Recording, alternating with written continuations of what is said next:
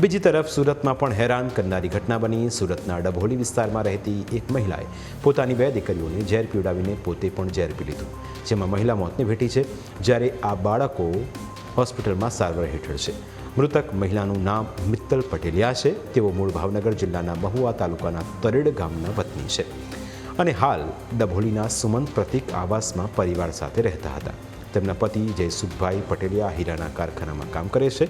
બંનેના લગ્નને આશરે 10 વર્ષ થયા હતા। પોલીસ તપાસ અનુસાર મિત્તલબેન અને તેમના પરિવાર વચ્ચે અવારનવાર રસોઈ બનાવવા, જમવાની વ્યવસ્થા તેમજ નાની મોટી વાતોના કારણે ઝઘડા થતા હતા। સતત ઝઘડાઓથી મહિલા માનસિક રીતે કંટાળી ગઈ।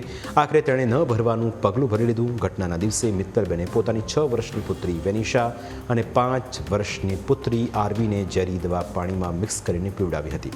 બાદમાં તેમણે પોતે પણ ઝેર પીધું હતું।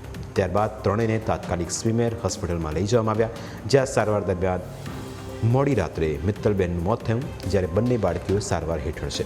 ઘટનાને લઈ સિંગણપોર પોલીસ તપાસ ચલાવી રહી છે, પરંતુ આ બાબતે મૃતક મિત્તલબેનના પતિ શું કહી રહ્યા છે તે સાંભળો। બસ કાંઈ દવા પી ગયા, ફોન આવ્યો ખાલી ઓફિસે ગયો। ક્યારે ફોન આવ્યો? હવે 2:30 ગાળામાં શું કીધું? દવા પી ગઈ। મેં કીધું હું કાંઈ કારણ કાંઈ નહીં, કે બસ મારે નથી જીવવું।